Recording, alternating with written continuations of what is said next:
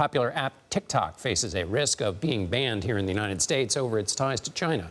Scott MacFarlane is on Capitol Hill with a closer look at what lawmakers are trying to do with a new bill. Fueled by viral videos, TikTok offers a stage for millions. But soon, the curtain could be coming down, including for Kim Pham, who says she leans heavily on TikTok to lure customers. So follow us to come along on this journey. To her company in California. What happens to you if it's just banned one day? It wouldn't kill us tomorrow, but TikTok as a platform has represented a very kind of meaningful and new way that we reach consumers.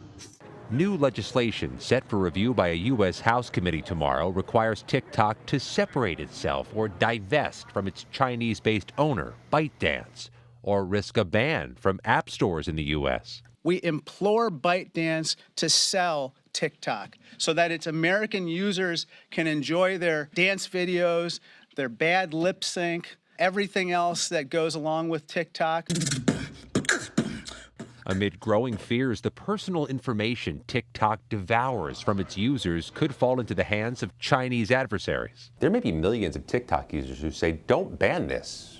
We love this. Well, the choice is up to TikTok. They have a choice to make as to whether or not they want to remain with ByteDance, that we know is controlled by the Chinese Communist Party. And Scott joins me for more now. Hey, Scott, this comes nearly a year after TikTok's CEO was questioned in front of Congress. What's changed in that period? Well, TikTok's making the same argument, John, that they have firewalls in place to protect user data, that this type of bill, a ban on TikTok, would trample First Amendment rights for tens of millions of Americans. The politics there have been unique from the start and haven't shifted much in the past year, but they've started to come together. This is one of those rare bipartisan issues. It's hard to find traditional party lines on this. There's been a momentum that's been building steadily over the past year, but time is also running short. They've put this clock on TikTok. If the bill were to pass, and if they waited much longer, this Congress would be over before that clock hit the zero mark. Scott, is one explanation for the bipartisan support here that basically both parties are fine with, or have people in them who are fine with bashing China, essentially? That's always popular in an election year.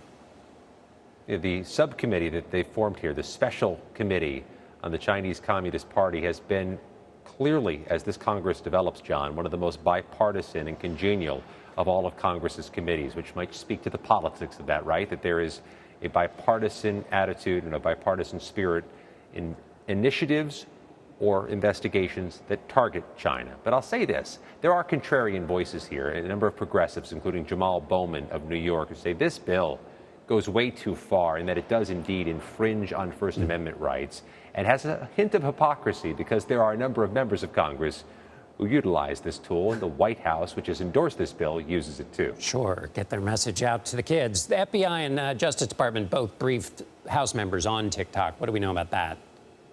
They briefed them last week. They'll brief them again tomorrow, just before the House Energy and Commerce Committee marks up this legislation. This thing is moving swiftly. They introduced it yesterday. It goes to a markup tomorrow. There's a briefing for members in between, which gives you some indication that top officials in the Department of Justice have skin in the game here and have an interest in informing lawmakers about what's going on with TikTok, ByteDance, and China. There's a train moving down the tracks now on this, John, but in this Congress, every significant train has derailed. Speaking of derailed trains,